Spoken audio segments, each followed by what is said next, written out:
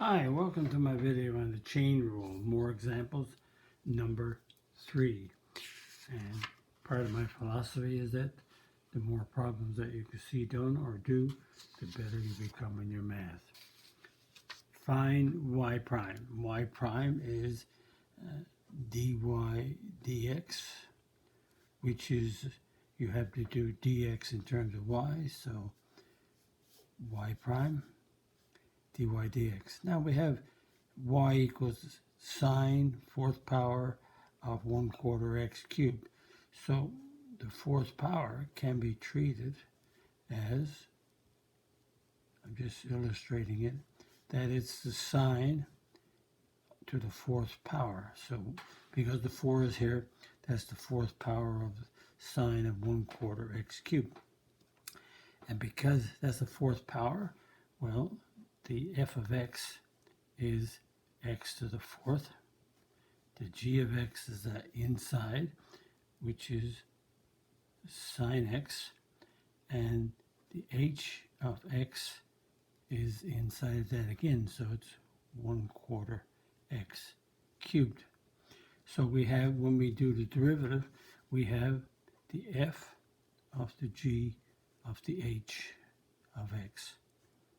So the h of x goes in g, and then that function goes in f. So it's three derivatives. So y prime is the derivative of sine 1/4 x cubed, and it's to the fourth power. So we're doing the fourth power of this function.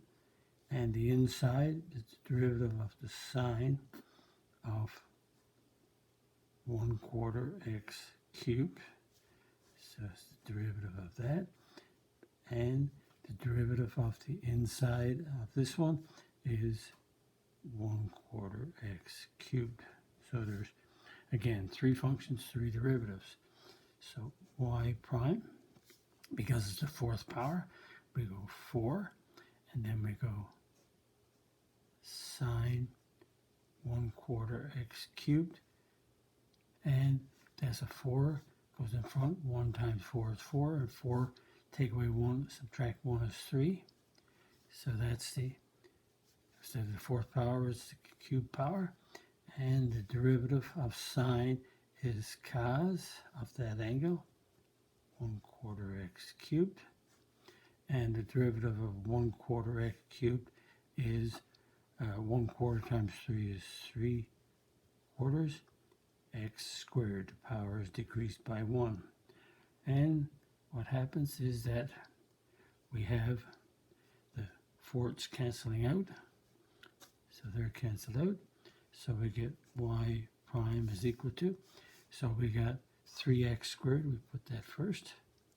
Then we have sine, and notice the sine, this is all cubed. We got to be careful here now. So when we have, let me put that 3 right there. Let's put that 3 outside of there, because to put the 3 here is understood to be 1/4 x to the 3 that's cubed. So this is the cube of all of this. So there's sine of 1/4 x cubed. So the third power, so this is right here. So the cube is on all of this function. So I had it wrong, I had it here. That would be wrong. So the 3 is on all of this. So that cube goes here. And it's the cos of 1/4 x cubed. And that's the final answer. Okay, let's see if we have another problem here. Find y prime. Again, y prime is dy dx, but this time we have an f and we have a g. So that means we do the derivative of f over g, which is, that's the derivative. So it's f prime g minus f g prime all over g squared. So y prime is, again, a d dx on the y each side, but we just take short, call it y prime. And that's negative 2x to the 3x, that's the derivative of f, times g, 1 minus 3x cubed. And we subtract f, which is negative 2e to the 3x times 1 minus e to the 3x, that's your derivative, all over g being squared, so it's 1 minus e to the 3x being squared. And let's continue with that. Simplify. Notice I wrote derivative of f times g, subtract f times the derivative of g over g squared. So let's take our time and simplify this. So the derivative is, again, that's a negative 2. That's a constant, so we put the negative 2 outside. But this is, again, this is a composite function made up of e of x and 3x. So that's e to the 3x derivative and 3x derivative. So it's the derivative of the whole function and the derivative of the inside, type 1. So I'm going to do all of this before I do any derivatives. So, and again, right here, we have the derivative of this is the whole function, e to the 3x, and the inside, or I should say, the derivative of 1, let's say that's a 0, and the derivative of the negative e to the x is negative e to the x times the inside, which is 3x derivative, all over 1 minus e to the 3x being squared. Again, the derivative of 1 is 0, and we get derivative of, this is a composite function, so it's the derivative of the function over what's inside, which is 3x. So we have y prime.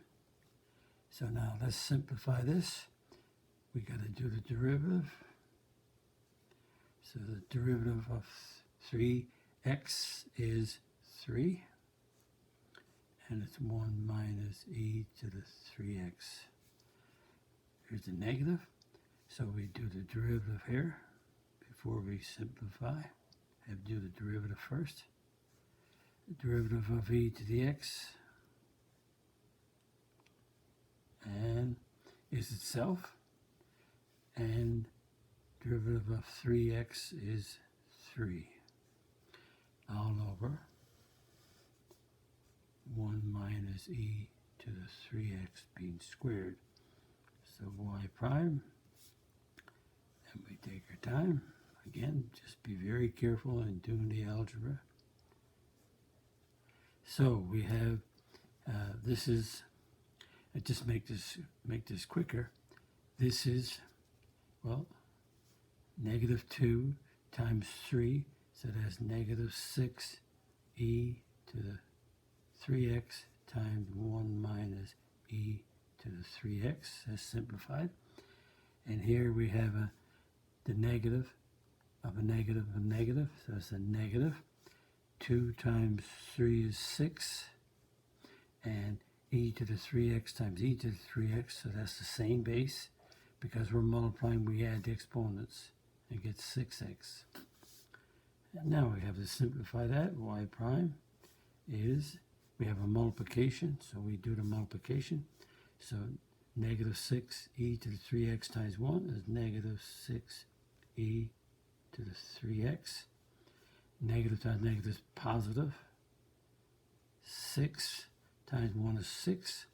And e to the 3x times e to the 3x is e to the 6x. Because, again, like basis, we add the exponents. Minus 6e to the 6x. All over 1 minus e to the 3x squared. And we continue to simplify. So notice that 6e 6e to the 6x and 6e to the 6x plus and minus, so they cancel out. So it gives us negative 6e to the 3x all over 1 minus e to the 3x squared. And again, as the division function, a division here of f divided by g, but we have composite functions within which e to the 3x is a composite function made up of e to the x and 3x. So there's 2 more examples done. And if you like my work, click on the like button, click on the subscribe button, visit my website www.mathfullyexplained.com to find more information about me, my videos, and the content. That's the content of my YouTube channel called Math Fully Explained, just one word. Thank you for viewing my video. Hope the video helped you. Bye-bye.